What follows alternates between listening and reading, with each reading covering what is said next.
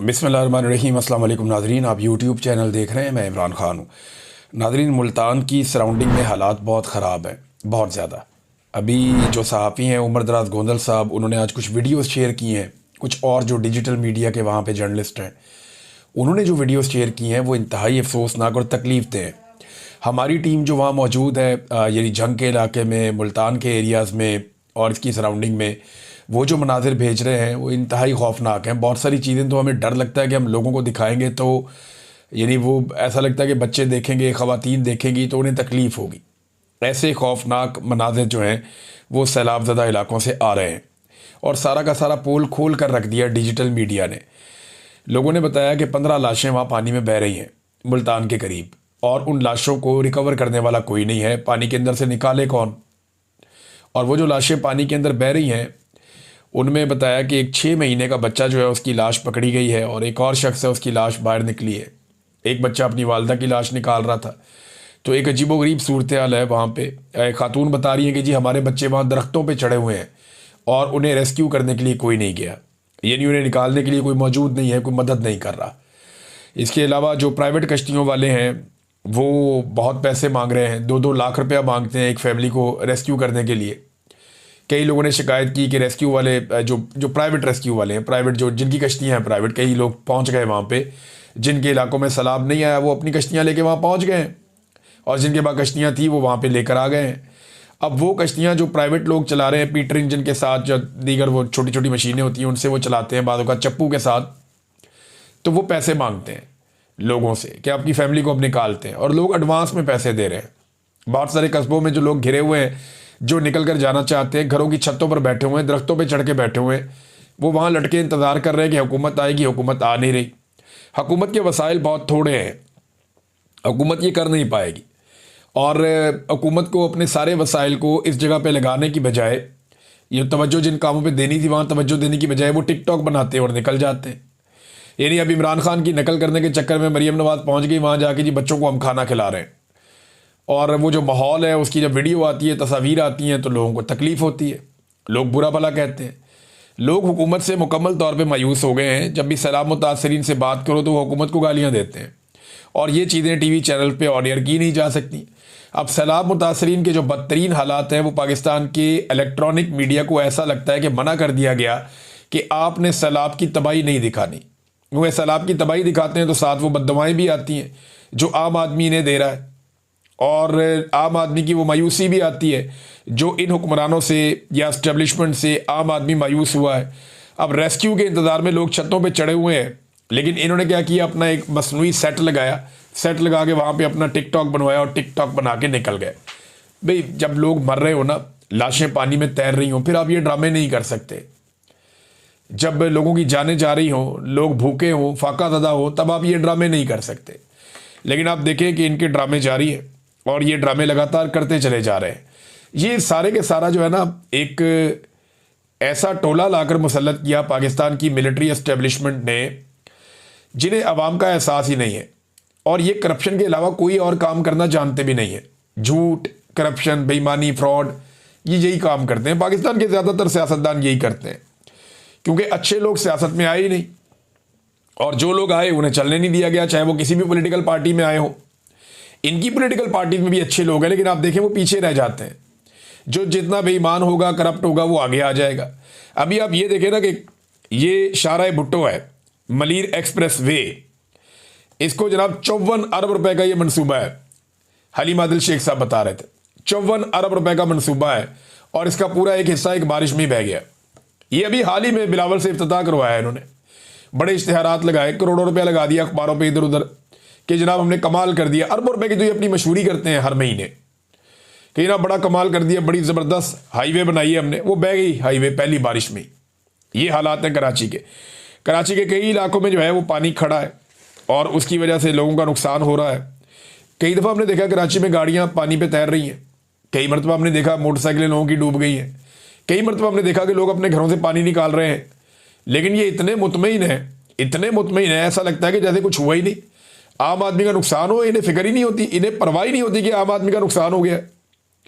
अब मरीम नवाज ने गुजरात का दौरा किया, वहाँ पे इंतज़ामिया ने चूना लगाया मरीम नवाज को, और मरीम नवाज ने चूना लगाया आवाम को। जबकि हकीकत ये है कि अभी भी गुजरात के कुछ इलाकों से पानी नहीं निकल सका। ये अभी लोग सोशल मीडिया पे डाल रहे हैं कि जनाब 8 दिन हो गए हैं गुजरात में बारिश को रुके हुए, 8 दिन हो गए। 8 दिन पहले वहां बारिश हुई थी, वो 8 दिन से वहां जो पानी खड़ा है अभी भी कुछ इलाकों में अभी भी खड़ा है, और वो पानी हुकूमत निकालने में नाकाम है। मच्छर पैदा हो रहे हैं, बीमारियां पैदा हो रही हैं, गैस्ट्रो के केसेस हैं।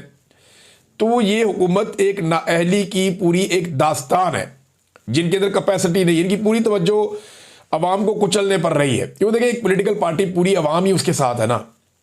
इन पाकिस्तानियों की बड़ी तादाद उस पॉलिटिकल पार्टी के साथ खड़ी होगी, तो इन्होंने पाकिस्तानियों से दुश्मनी कर ली। अब पाकिस्तानियों को खिदमत करने की बजाय पाकिस्तानियों को मारने के काम पे लग गए। उसी काम में इन्होंने अपने 3 साल 3.5 साल ज़ाया कर दिए। कोई तैयारी किसी चीज़ की नहीं की, अब नतीजा भुगत रहे हैं। गुजरात से 8 दिन बाद भी कई इलाकों से पानी अभी तक नहीं निकला है। और एक वार्निंग नादरीन मैं आपको दे रहा हूँ, हालात इतने ख़राब हैं कि हुकूमत के पास गंदम के ज़खायर बहुत कम रह गए हैं। जो पंजाब हुकूमत है उसने एक बड़ी गंदी पॉलिसी अपनाई और उन्होंने किसानों को रोल कर रख दिया। किसानों को मजबूर किया कि वो अपनी गंदम 2000 रुपये में बेच दें। तो बेचारे अपनी औने पौने गंदम बेच के किसानों ने नुकसान उठा लिया। अब जिन लोगों ने वो गंदम खरीदी उसके बाद माफिया तगड़ा हो गया। अब किल्लत पैदा हो गई गंदम की, और गंदम की कीमत जो है वो 4000 रुपये तक पहुंच गई है, यानी डबल कीमत हो गई गंदम की, और इससे भी अभी बढ़ती चली जाएगी। वजह यह है कि हुकूमत के पास जो गंदम का स्टॉक है वो नाकाफ़ी है। बहुत सारी गंदम जो है वो फ्लड्स की वजह से ज़ाया हो गई है। हुकूमत के कई सेंटर्स जहाँ पे उन्होंने गंदम रखी हुई थी वहाँ भी गंदम ज़ाया हो गई है। तो आटे का एक बड़ा शदीद बहरान पैदा होने जा रहा है। गंदम की और आटे की पाकिस्तान में अब किल्लत रहेगी आने वाले महीनों में, और पाकिस्तान को बाहर से गंदम इंपोर्ट करनी पड़ेगी। अगर आपने अभी गंदम इंपोर्ट ना की या बाहर से गंदम मंगाने का बंदोबस्त ना किया तो पाकिस्तान जो है वो आटे की किल्लत से दो चार होगा। देखिए बचने के लिए कर क्या रहे हैं कि खैबर पख्तूनख्वा में जो आटा जाता है उसकी सप्लाई बंद कर दी गई है। दीगर कई इलाकों में जो आटा जाता है उसकी सप्लाई रोक रहे हैं पंजाब हुकूमत के लोग, और ये शिकवा खैबर पख्तूनख्वा के जो अरकान असम्बली हैं वो कर रहे हैं कि हमारे साथ ये ज्यादती शुरू हो चुकी है और यहाँ किल्लत पैदा की जा रही है। तो जब ये किल्लत पैदा की जाएगी माफिया इसमें इन्वॉल्व होगा और फिर ये ज़्यादा पैसे कमाएंगे। ये अपने पैसे को 3 गुना 4 गुना करेंगे, और ये सारी हुकूमत इसके अंदर मुलव्विस है। अगर मुलव्विस ना होती तो गवर्नेंस के जरिए से इन चीज़ों पे कंट्रोल किया जा सकता था, लेकिन इन्होंने जानबूझकर चीनी का और आटे का बार बार बहरान पैदा किया ताकि सैकड़ों अरब जो है वो चला जाए इनकी जेबों में, और यही गेम अब ये दोबारा खेल रहे हैं। अब देखें ना, पाकिस्तानी किसान को फ़ायदा नहीं दिया, उसको मजबूर किया कि ओने पोने अपनी गंदम बेचे। अब ये जाएंगे आलमी मार्केट में, वहाँ से गंदम खरीदेंगे, जो बाहर दुनिया के किसान हैं उन्हें फ़ायदा देंगे, दूसरे मुल्कों को फ़ायदा देंगे, अपने अरबों डॉलर खर्च करेंगे, लेकिन पाकिस्तानी किसान को फ़ायदा नहीं देंगे। यही गंदी हरकत इन्होंने पहले भी की थी और यही गंदी और घटिया हरकत ये दोबारा करने जा रहे हैं। अब मैं जहाँ गंदम की और आटे की बात कर रहा हूँ, ये बात बिलावल से सहाफ़ी पूछना चाहते थे। बिलावल वहाँ पे एक मीडिया टॉक किया और सहाफ़ी सवाल करना चाहते थे। बाद में सहाफ़ी ने कहा कि सर हमारा सवाल ही आपने नहीं लिया, और वो सहाफ़ी दूसरा कहता रहा कि सर आटा महंगा हो गया, सर आटा महंगा हो गया, और बिलावल ने उनको देखकर मुंह चढ़ाया। ये ज़रा देखें छोटी सी वीडियो आप, ये देखें ये मुंह चढ़ा रहा है, ये है सियासतदान? ये देखें, ये सियासतदान लगता है आपको? भी कैसे नमूने लाके आपने मुसल्लत कर दिए हैं, जो मजाक उड़ाता है लोगों का। ये जब असेंबली में चलता हुआ जाता है तो इसकी वॉक देख के बंदा परेशान हो जाता है कि पता नहीं ये दुनिया के किस मुल्क का हुक्मरान है। अजीबोगरीब किस्म के लोग हैं भाई, कहाँ से लाके ऐसे नमूने पाकिस्तान के ऊपर इन्होंने मुसल्लत कर दिए। जो ज़हनी मरीज़ इनको मिलता है, जो बाइपोलर का इनको मरीज़ इनको मिलता है, जो इनको कोई एहसास कमतरी का शिकार बंदा मिलता है, उसको लाकर पाकिस्तानियों पे मुसल्लत कर देते हैं। और भाई कोई नॉर्मल आदमी आपको नहीं मिलता। ये पाकिस्तान की मिलिट्री एस्टेब्लिशमेंट को चाहिए कि पाकिस्तानी अवाम को फैसला करने दें। उनके फैसलों की वजह से ऐसे घटिया और अजीबोगरीब नमूने पाकिस्तान पर मुसल्लत हो गए हैं। ये जरा बिलावल साहब की आप वीडियो दोबारा देखें, ये देखें रोने की एक्टिंग कर रहा है सहाफ़ी को, देखे रोते रो तुम। कैसी बचकाना हरकत है और कैसी घटिया हरकत है। क्या ये हरकत जेब देती है एक ऐसे आदमी को जिसको एक बड़ी पॉलिटिकल पार्टी का चेयरमैन बनाया गया एक पर्ची के ऊपर कि जनाब ये पर्ची है, इसकी अम्मी ने कहा सी कि इन्हों बना दो, इनकी वालदा शहीद होगी, इसको बना दो। क्यों भाई, कोई डेमोक्रेसी है मुल्क में या नहीं है? और सारों के सारों ने उसकी गुलामी भी शुरू कर दी। हद है। वैसे अलीमा खानम का एक स्टेटमेंट आया नाज़रीन इमरान खान से रिलेटेड। ये स्टेटमेंट मैं आपके सामने रखता हूँ। उन्होंने कहा जी कि आज इमरान खान ने 2-3 बड़े अहम पैगाम दिए हैं।